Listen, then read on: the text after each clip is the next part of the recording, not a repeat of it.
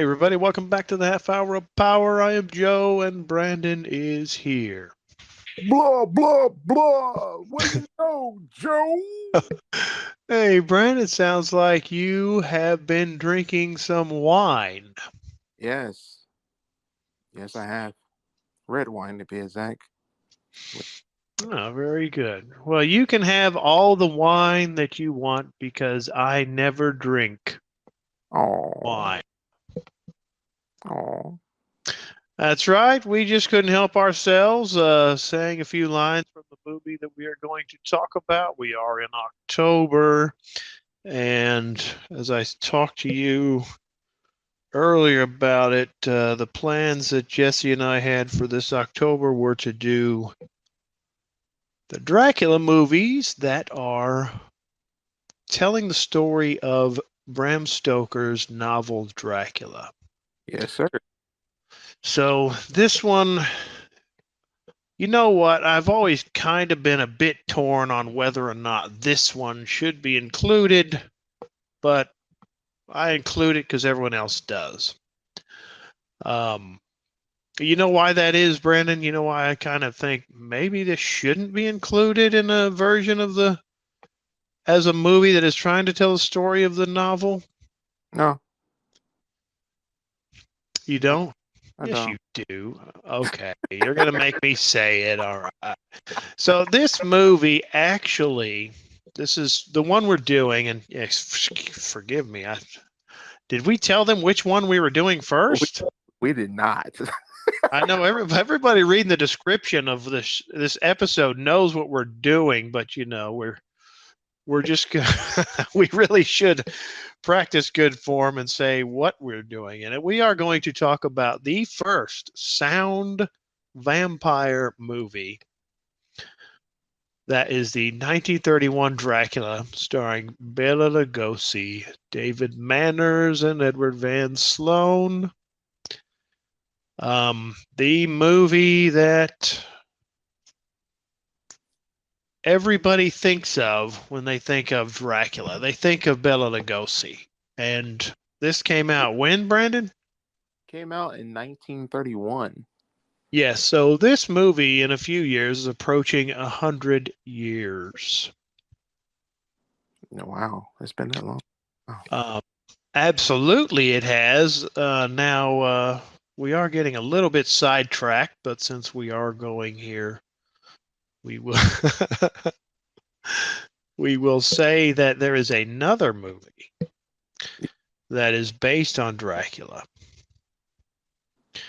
that turned 100 years old this year. Do you know which one that is? Will it be Nosferatu? That's right. That is Nosferatu! exactly right. Now, I will repost the show. Jesse and I did a show on Nosferatu. We couldn't help ourselves. So I will repost that most likely for Halloween. So, yes, that one is that now. Um, and I don't know, I'm pretty sure we talked about this on Nosferatu, but I know that we have talked about this on the show, but I don't think I put this one over to Anchor. That Nosferatu, and let's see how much research you've done, Brandon. We're going to put you on the spot. All right. Is Nosferatu the first movie to feature the character of Dracula? It is, well, it is the first movie, not Dracula per se, is mostly Count Olaf because the director and the studio couldn't get the copyrights. Well, not That's right, true. That is but the true. right This is a bit of a trick story. question for you. Yeah. The answer is no. Yeah. And the answer is no because there is a movie.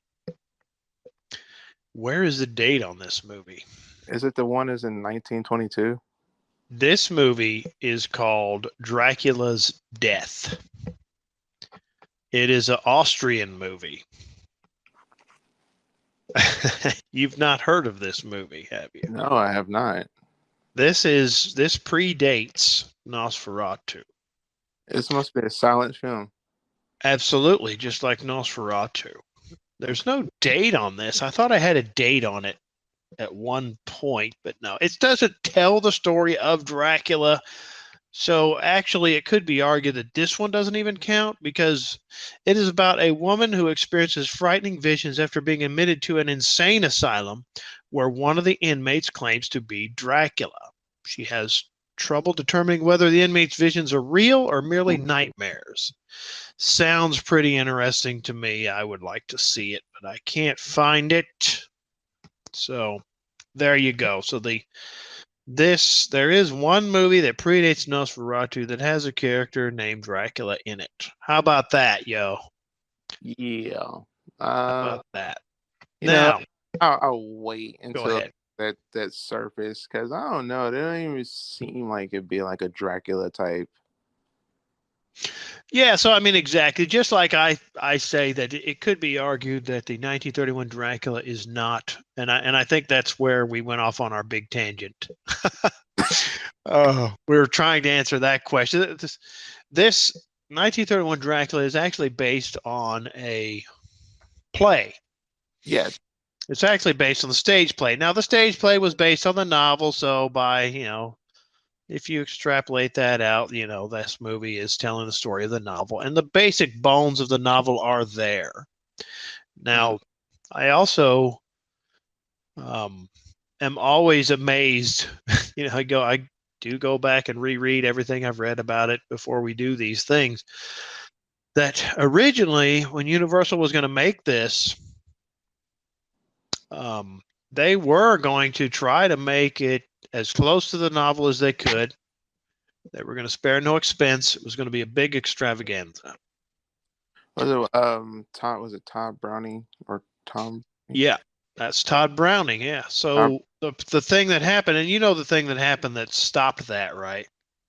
We'll put you on the spot again. Wasn't it the Universal producer, or was it producer or president? That's absolutely right. The Great Depression happened.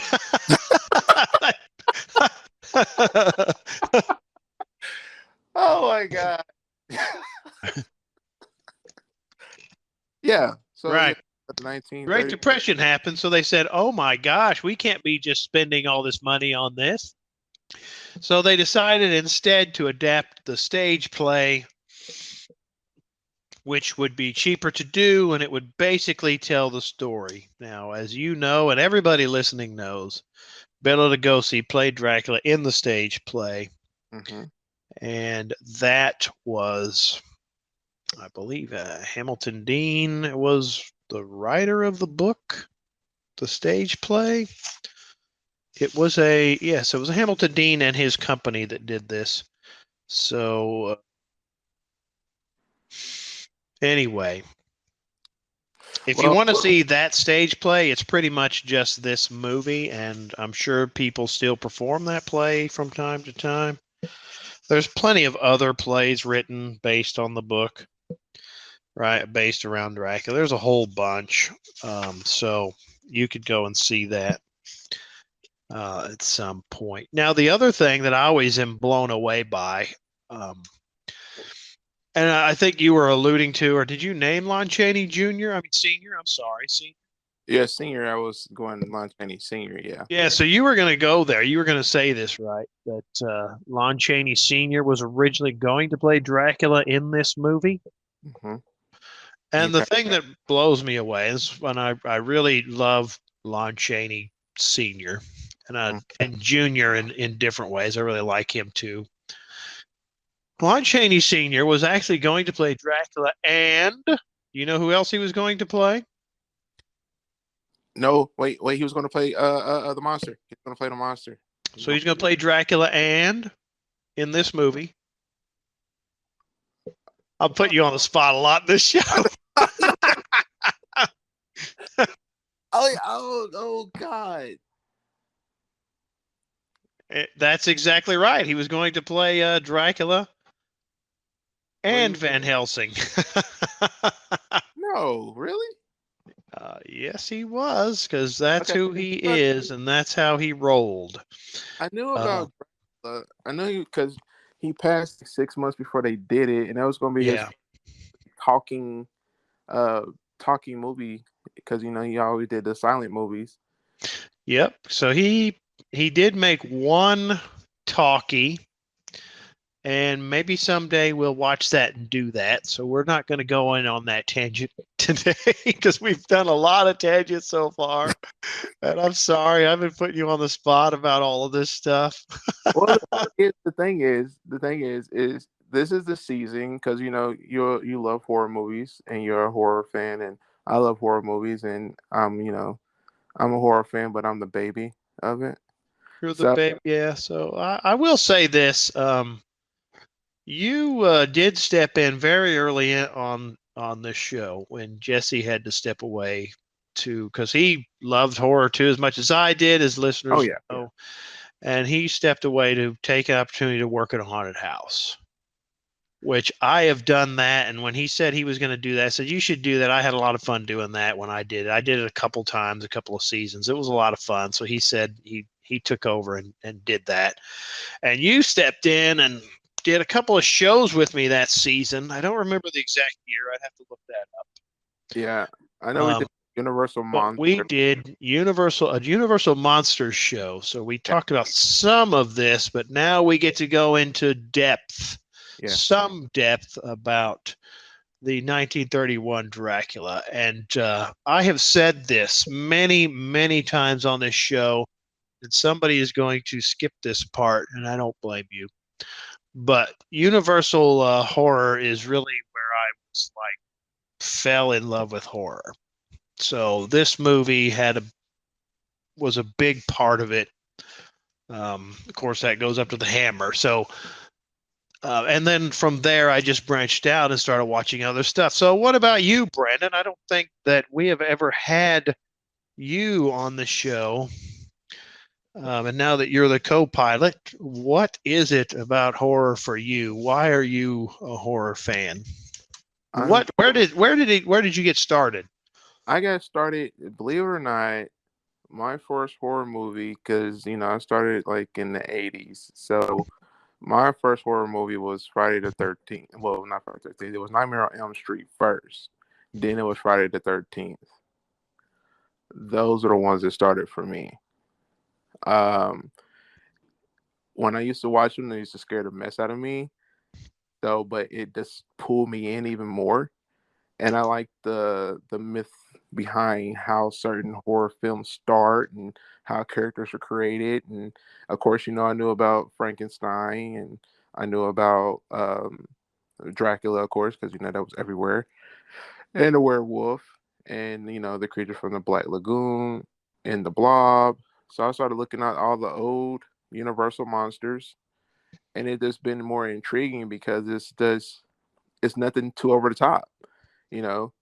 Um, and you can't go wrong with a horror movie. Well, I'll take that back. You can't go wrong with some. Well, I need I remind you of Cruel Jaws? Yeah, that's what kind of like jumped in my head as soon as I said that. I'm like, that is not Jaws. But and I kind of like, and this is a person who worked at a funeral home, so I work with dead bodies and stuff like that, and it just horror movies and that genre does fit me. You know, it's never that picture perfect movie. It's always never going Yeah. to be glam at the end. You know. Yeah. So, well, that's really cool. So you can see, or hear rather, you can't see us, which is probably good for you guys. That Brandon and I both have very different things that draw us to horror, but we both love horror. So that's very, very good. You ever have anybody look at you like you're some kind of a serial killer cannibal when you tell them I love horror movies? Yeah, Oh, that's good. So we all kind of have that. That's good. We yeah. get all that. So You okay. get that. Oh, why? You Yeah. like watching people get killed and people get mean and all that stuff? Like, sure. I mean, it's entertaining. It's funny. Well, to me, it's funny, and just seeing these. just seeing the aura and feeling it. Like, I guess more so horror movies make you feel like, oh my god, like that looks very, very painful. Yeah. Yeah. Yeah. All right. So let's get on into this movie. This came out in 1931. So this came out right before Frankenstein. Is that right? Yes, You because sure? yes, because they also don't know. I couldn't help it. I had to say it. Why? Because now I'm confused. Because they asked Bela Lugosi to play the monster, so now Oh, they did. Did they? they did.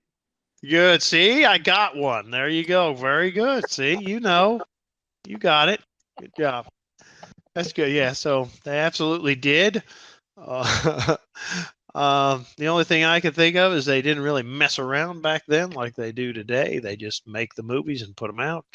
Screw around. Um, okay, so as we said earlier in the show, Bela Lugosi plays Dracula. He is probably the man most responsible for Dracula in the popular conscious today. Would you say, or am I overstating it? No, you were right. Because I was going to say the same thing. Bela Lugosi's Dracula is basically the model for every Dracula that came after. Yeah, so it you go back and you watch this movie. I mean, his performance is amazing. Now, there absolutely is one thing we did miss on all the tangents that we normally would do. What did I miss? Oh, we missed the Rotten Tomatoes. I did. I did. Now this is on the Rotten Tomatoes, and I am going to hope that you didn't cheat and look it up while I was. Well, to be truthfully honest, I didn't think it was on Rotten Tomatoes. Oh my God! Rotten Tomatoes should be taken down if this wasn't on there, but it is on there. So, what do you think the critics' score is for this movie?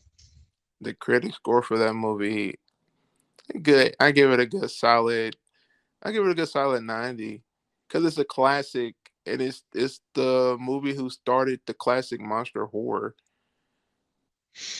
Okay, you're very, very close, 94%. Oh yeah, yeah. Oh, Very, very close. Okay, so what do you think the audience score is? 100.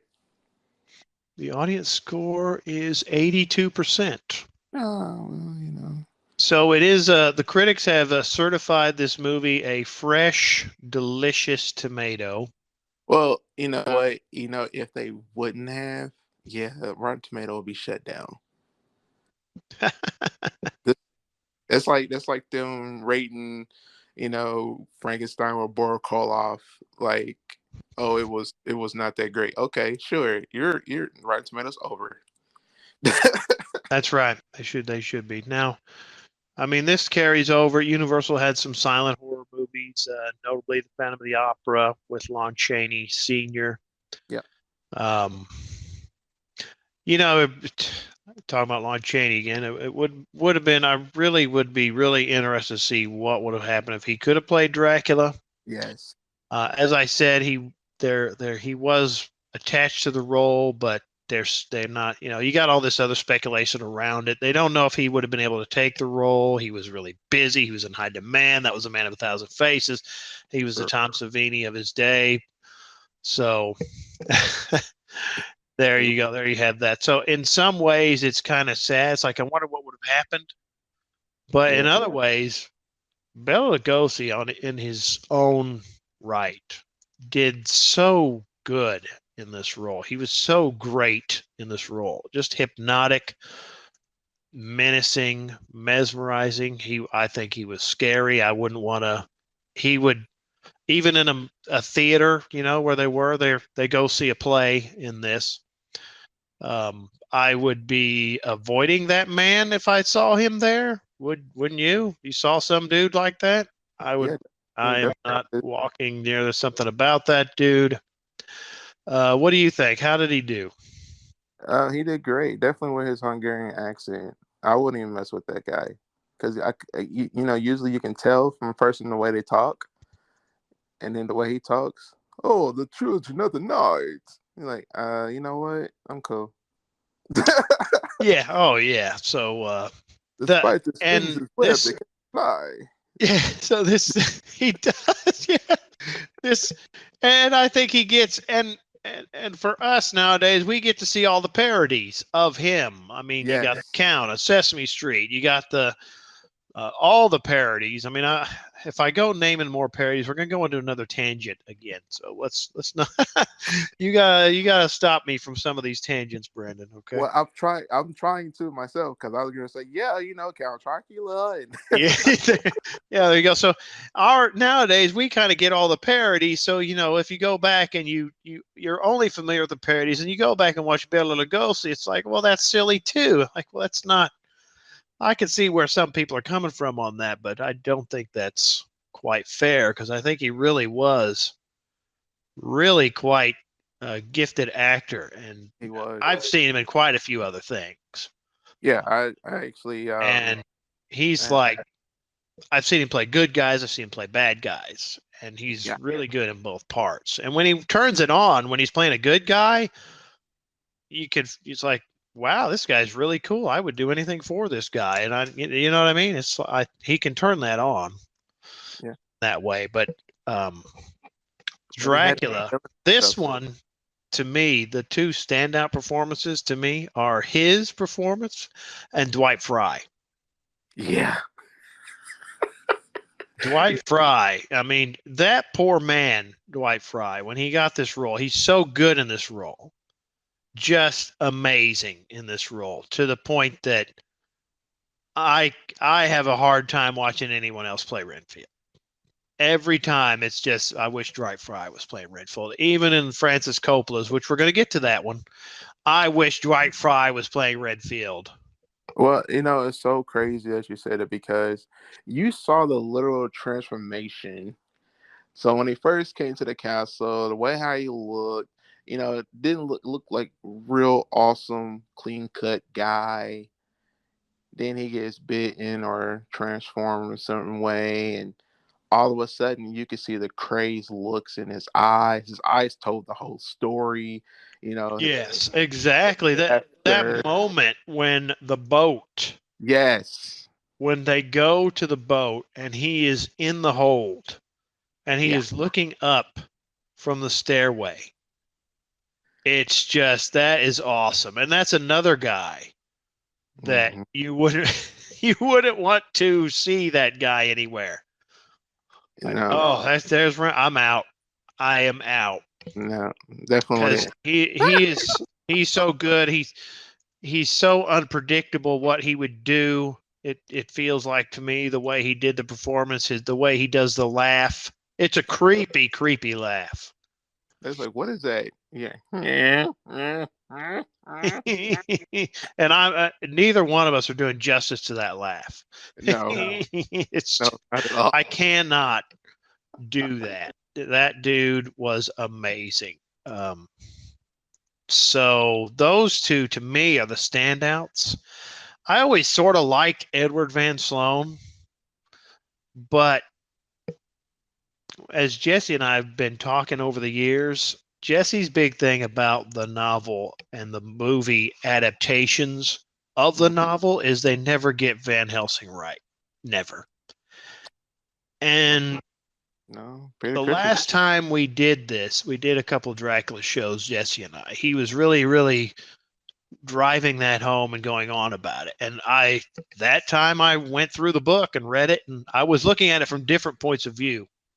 Right. But I didn't look at it from that point of view. So this time when I reread the book before we started all these movies, that's probably the book I've read the most is Bram Stoker's Dracula. Long book. And I was definitely looking at it from, how is Van Helsing portrayed in the book? How does he act in the book? Would he act like this in the movie? What? And no, I think Jesse is spot on, 100% right. Van Helsing is never right.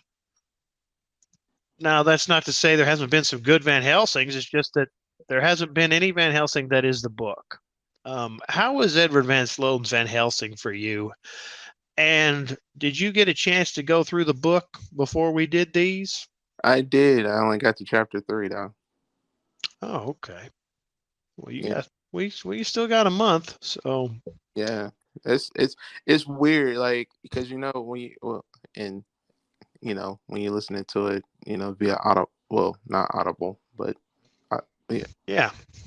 yeah, audible. Anyway, I mean, that's a perfect way to do it if you're doing a lot of driving and whatnot. Heck yeah, yeah, you can because go I mean, on. So but the you haven't even in the book. They haven't even introduced Van Helsing's not even there yet. no, I'm still Hawking I mean, still I in. don't even think that Harker's gotten out of the castle yet where Yeah, you're no, at, right? Okay. So what do you think about? And we can at the end of the month, I'll ask you again because hopefully you'll have gotten through to that part. mhm. What do you think of Ever Van Sloan as Van Helsing? Believe it or not, I kind of liked it because at first, how they introduced Van Helsing, it was kind of slow. So I was kind of confused until he said his name. And I was like, oh. And when you say Van Helsing, the first person I'm thinking of is Peter Cushing. So so I'm like, okay, well, okay, who's this guy? But this guy, in this movie, he played Van Helsing pretty good. I liked it. You know, because I also got to remember, I got to think of the time period and the production of this movie. Yeah. So, but Yeah. yeah, I enjoyed him. I really enjoyed him. Yeah, I did like him in it also. Now the other bit is he and I don't remember if I mentioned this because we were going on a bunch of tangents. Edward Van Sloan played Van Helsing in the stage play opposite Bela Lugosi. Oh, so that's what makes the chemistry of them two when they interact with each other. It seems so fluid. Yeah, they do seem to be pretty good together, and it seems, they. I think you're right. um, Now there's other bits here. They always move the characters around. Hardly any of the movies get all the characters right. Yeah. So as you said, Renfield goes to the castle, not Harker. The book it's Harker. Um, they kind of were giving Renfield a reason to be what Renfield is, whereas in the book there really isn't that. The Yeah. opening scenes in this, to me, are some of the best of any Dracula version. To me, Okay. when he gets to what about you? What do you think about that? I mean, from the moment the carriage driver, you see Lugosi is there driving, he's menacing there. He's only moving. His only movements are needed movements when he's the carriage driver. Mm-hmm. He's not wasting any of his energy. No. When he gets there, the So carriage driver disappears and he opens the door and he starts saying the lines we all know. He just looks so amazing. The sets look amazing. It's one of the things I love about the Universal movies, the gothic horror of the Universal movies, even the ones that aren't gothic. The sets I really like. The atmosphere of the movies. No different here. The no. one that basically started it all. And you were saying some of the lines. Listen to them. And you said the spider line too. Yeah. The spider. So, This is another what do you knob. think about that? What do you think about the opening of this? So the opening to me, it was really good. Definitely when it came to the lighting for the daytime scene. Now, okay, so I had to, I watched this movie like 3 times, right? So, Oh, I've seen it many times also. well, it was crazy because the first time I watched it, when the guy's like, oh, come on, because he didn't want to take him up to the meet with the carriage with Dracula. Yeah. So I see the carriage, he throws the bag off the carriage, and then it looked like Renfield was chasing the carriage, but I didn't realize the door was in the back of the carriage. So I was like, Yeah. so was he like chasing the carriage the whole time? Yeah. And then that part where he did stick his head out the window to say, "Driver, hey, you slow it." And the only thing he saw was a bat over two horses, and he was kind of like, Yeah. uh, what do I say?" Yeah, I mean, there's a bunch of nice, cool things in there, and then when he gets to the castle, I mean, it pretty much plays out the way it does in the book. Right. Pretty much, there's a lot that's not there, but I mean, the basic bones of what's in the book is there, except that it's Renfield. He meets the three wives. Um, Oh, okay. I gotta stop you. yeah, So, okay, and hopefully you can explain this to me. I probably can't, Okay. but go ahead. So, in the opening scene of them coming out of their coffins, the brides and Dracula. Yeah. Why did I see a bee get out of a little mini coffin? Oh, a bee. So Yeah, they did have they had a little. insects. So there were armadillos and possums, Yeah, I saw that. and I think what you're talking about is, There was a yes, bee. I just pulled this up right in front of me right now, and I'm just reading this. It was, I think you're thinking about a Jerusalem cricket. Is that what that is? I think so. Now I'd have to look at that again and look at those insects again, because Because there one there where there it was might be a bee also, but they did put a Jerusalem cricket in there because it was a common insect in Southern California, um, and that's probably why they put it in there. And one of the reasons they put a armadillo in there is because people have seen armadillos digging around in graveyards. So just kind of what is uh, that? An Easter egg? Is that an Easter egg for people that run around in graveyards? I guess. That's what they Oh, call those today, Easter eggs. Well, that's my story, and I'm gonna stick to it. okay. Because, So, but yeah. but I'm serious. It was a little bitty coffin, and it came out. Yes, you might be right. I don't know. I mean, that's funny.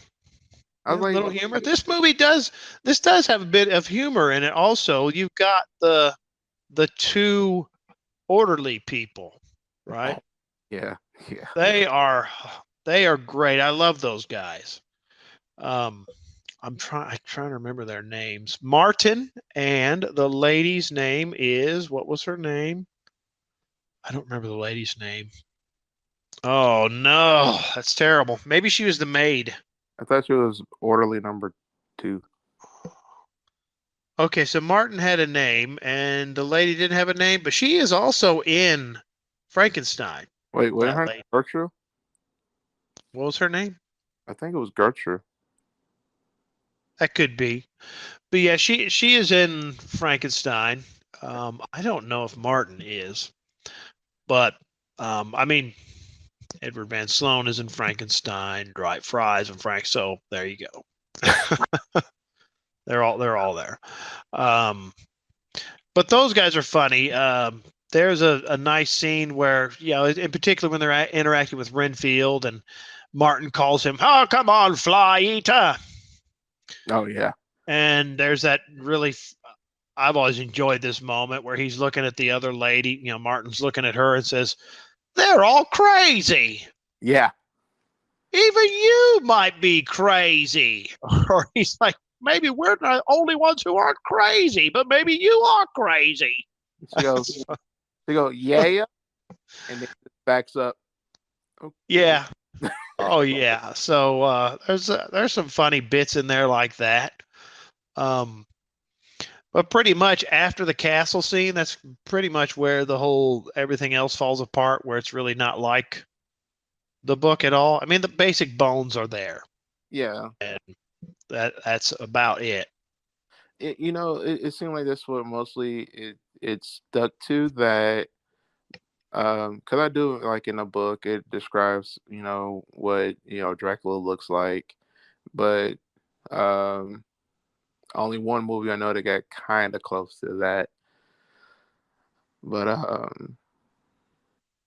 it's Yeah. just it's just that at that time period, the score on it was pretty good.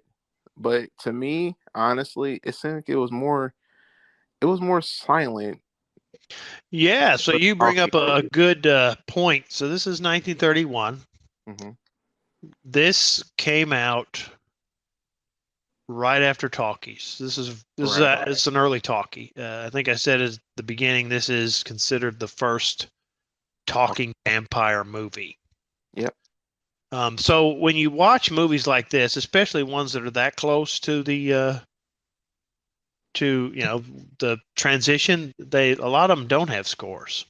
hmm Some of them do, a lot of them don't. Right. This is one of those, and also they did release some of these as talkies. I mean as silent pictures, because at that time, a lot of the theaters didn't have the capabilities yet. And something similar that we saw in our lifetimes is, which none of us would have noticed, Yeah. like they did between sound and talkies, is the transition from film projectors to digital projectors. Right. But you really wouldn't notice that as just a moviegoer. You really wouldn't notice it, like you would a silent film. Go, oh, I gotta pay to see a silent. I should pay less. Now I wonder if they did that back then. I'm seeing a silent movie, and when there's a talkie that's this theater, I should pay less here. I don't know. I'd like to ask somebody if that happened. Did they pay less after talkies came out and they went to a theater that didn't have sound capabilities? Did they get to pay less? Because I did learn, so it was easier to make movies silent because it was easier to pass it around, to different, Yes, because they didn't have to do the whole language thing. But then that's since right. this movie, they had to, because dub wasn't the thing, so Yeah, they had that's to. another fun thing which you found out, right? Yeah, I didn't know so that's why it explained to me why there are so many different Dracula movies in different languages, because Yes, to film different Draculas for those people in those different countries, because yes, subtitles and wasn't a thing either. probably the most famous one is the Spanish one that was shot at the same time as this one. Yeah. Shot on the same sets, shot with a Spanish cast. They came in and shot at night after the Todd Browning was done, hmm which we're going to Oh, talk about that one. We're going to do that one. yeah. Well, I'm not gonna Um, say more about it. yeah, we're not going to talk too much about it, but I do want to say this. Todd Browning they got to watch the dailies of what Todd Browning shot. So they got to look at that and go, oh, well, we'll shoot it this way. Right. Because I was gonna say the footage that the cart footage or certain footage that they didn't use Yeah. original, they used in the Spanish one. Yeah. Yeah. So we'll go more in depth on that Mm-hmm. as we go along. So the next thing is, since we are talking about Todd Browning not being happy about that, and we did mention that Lon Chaney Sr. Passed away, Yeah. and I'm sure Todd Browning would have wanted him in it if he could have gotten him in it. Oh yeah. They were buddies and made a lot of movies together, a lot of silent movies together. So Todd Browning was a bit of a depression at this time when he made this movie. And I think he turned to the bottle. I think. Did you read anything about that? I did not read anything about that. Yeah, this kind of makes me sad, but he he was depressed about the death of his friend, and as a result, I guess it's a good thing. Carl Frun got to. He was a cinematographer. He got to step in and help him out and directed some of the scenes. So, as you know, Brandon, I'm gonna put you on the spot again. Carl Frun directed what movie after this? Oh, director Frankenstein after this. You sure about that? Oh shit. You know that's not right. You're exactly right. He directed The Mummy. I just saw that too. I was so stupid. No, He did the mummy I've brother call been off. putting you on Oh the my spot. And god! some of that's not fair, and some of it is fair. Yes, he did the mummy with Boris Karloff. I forgot. That's right. So there you go. Ah, I knew it. I said, why did I say that? I know That's why you. I said Frankenstein. That's why I said it. That is why you said it. It is. So there you go. Look, So but every time you come up with Boris Karloff is Frankenstein, the first thing that pops in my head for some reason. I don't know. yeah, well, you did. You picked a Boris Karloff movie. You're pretty close. Yeah, well, because I like Boris Karloff. He was a Yes. great, Oh, yes. definitely a great monster. Plus, too, when he played the mad scientist in the House of Frankenstein. So, Oh, absolutely, absolutely. All right. So where are we? They're back in London. So. yeah, they're back in London now. So I mean, that's where you really get some Renfield stuff. You get um, the Abbey set is amazing. I mean, come on, the Abbey set is just awesome. I mean, yeah, that was the basement, though. They built a giant set for that. That was a giant basement. Basement.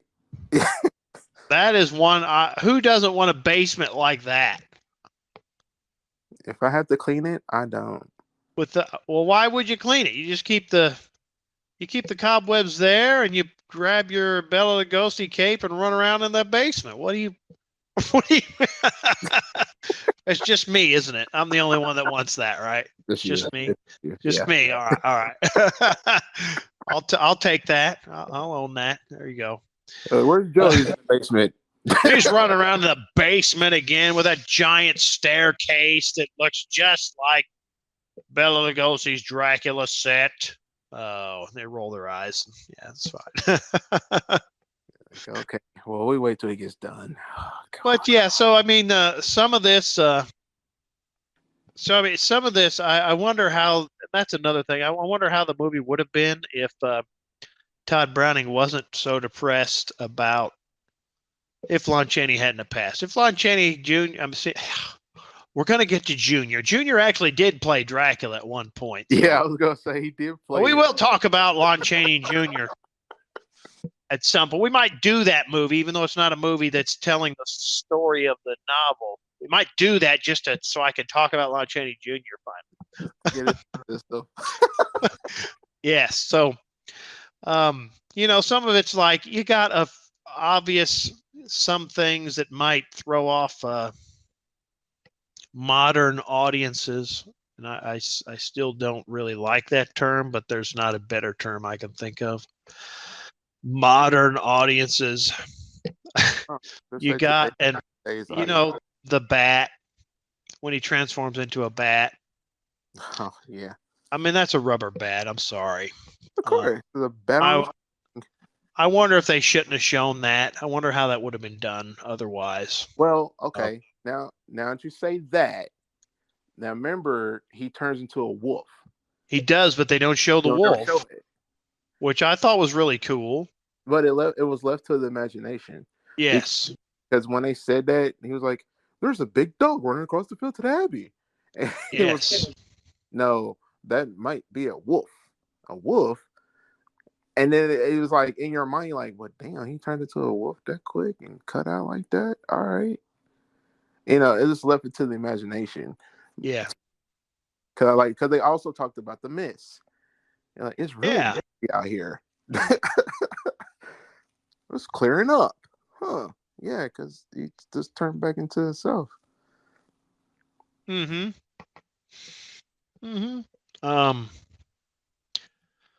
We can get to the end now, right?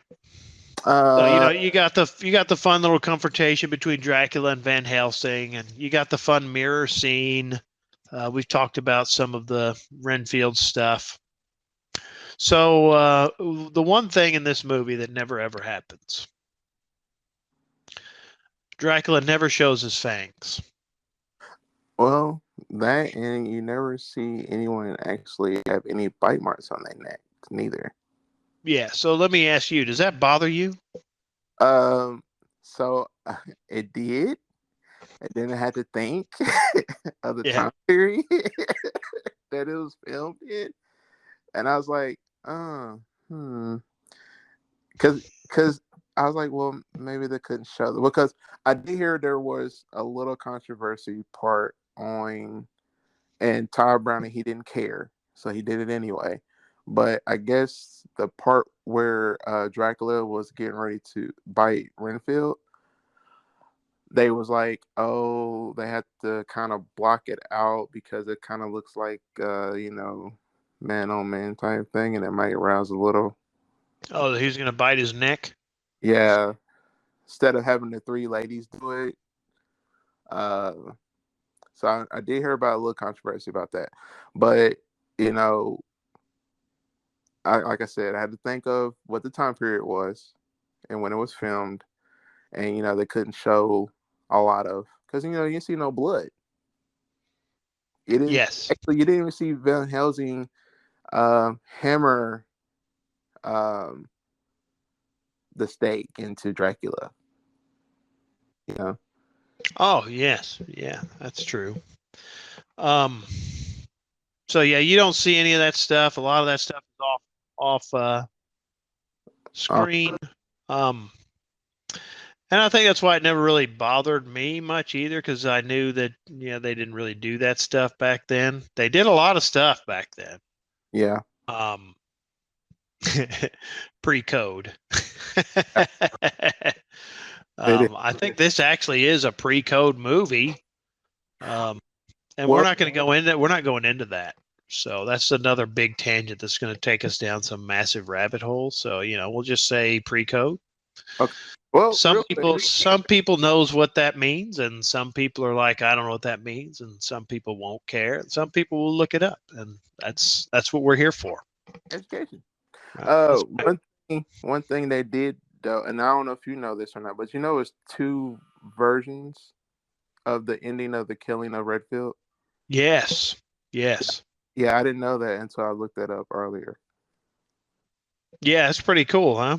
Yeah, I'm not gonna lie, I kind of like the the censored version more than I like this uncensored version. Yeah. Yeah. Oh, yeah. Now you're talking about that. So, Carl Limley, the president of Universal, reportedly said that the film gave him the heebie-jeebies. He wanted it to be re-edited, and this really made Todd Browning angry. So I wonder, can we see that? I'm not sure. I'm gonna have to look that up because I guess this recut version introduced a number of, and I'm just reading this here, from continuity errors, Well, it which, showed it in the version I watched. They did show oh, it. there you go. Okay, very good. So I guess, and I'm just looking, and no, I have not read this book. I'm gonna have to get this book. I might have it though. I have a lot of books I haven't read yet. Just, I'll get to them someday. But there's a book it's called Dark Carnival: The Secret World of Todd Browning and horror fans know this name, David J. Schall. I should open that up and read that now. See, now I'm going to read that because, oh my gosh, it is right there on my shelf. It's right there on my bookshelf. All Wow. right. You know how it is sometimes. You find a book and go, I'm going to read that. And then you buy it and you put it on your shelf and you look at it and I'm going to read that. Then you read something else, you read something else. But anyway, that's another tangent. So, well, I am still going to read that. Okay. So, anyway, the vampire hunters are in this one are Harker and Helsing. and Helsing, of course, and they find Dracula and they stake him and they stake the brides, and that's all off screen. But I did think it was kind of neat because you do see this part I thought was neat. You do see Mina as they're staking Dracula, and she puts her hands over her heart as if it hurt her. But they're showing that she is released. From him. To me, they're showing that she's released from Dracula's power and she can now marry Harker and name their child Quincy. Are you serious? No, no. Oh, well, that's in Oh, the okay. book. I was like, what? That's in the book. They do that. But anyway, there is another first that we haven't gotten to that I want to get to What's that that? this movie did. Um, I will ask you, and this one I feel is an unfair thing to ask you, but I'm going to ask you this. Oh God. In what year did the last cast member from this movie pass away? Oh wow. That's right. I'm going to ask you that. Let's see. And no, he did not know at all that I was going to ask him that. We don't know what we are going to ask each other because we like to keep it Fresh. yes. Let's see.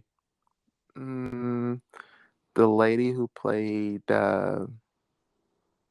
Mimi. Yeah. Who played Mina? Yeah. Yeah. She was last. That's right. Carla Oh, we. Limley, Jesus. who played a bit part in the movie, who was not Mina.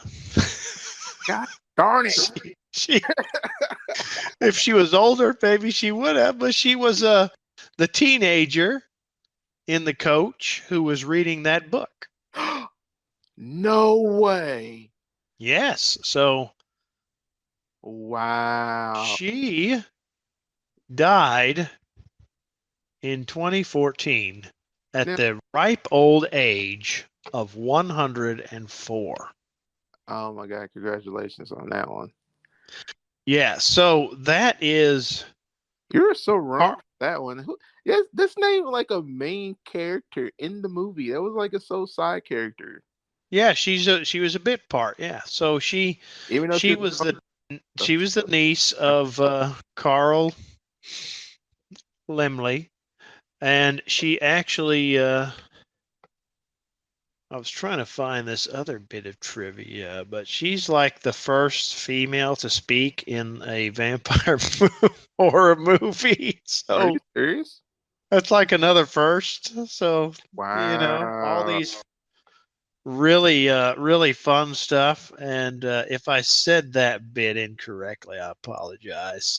You read all of this stuff and you try to. That's interesting. That's interesting. So. But yeah, I always thought that was pretty cool.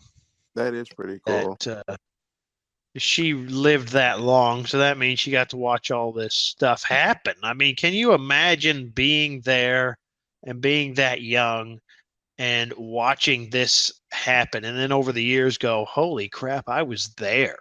Yeah, like they You go to the store and you go, "There is Count Chocula."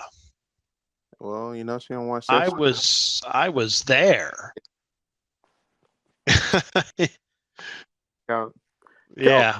So, but anyway, I always thought that was pretty cool. And anyway, we're coming down towards the end. As you guys have probably noticed, we could go on and on and on and on because we love about this. Yeah, but we do have to stop some. But we are going to talk about more Dracula movies. So we're not done, but we are done for now talking about the 1931 Dracula. So, Brandon, I'll have to repost these shows too. I did a couple of shows that you couldn't be on, that I did those with Jeremy because Jesse couldn't be on those either. And we were going over which Dracula movies we thought were the closest to the book. Yeah. And this is not one of them to me, although I do like it.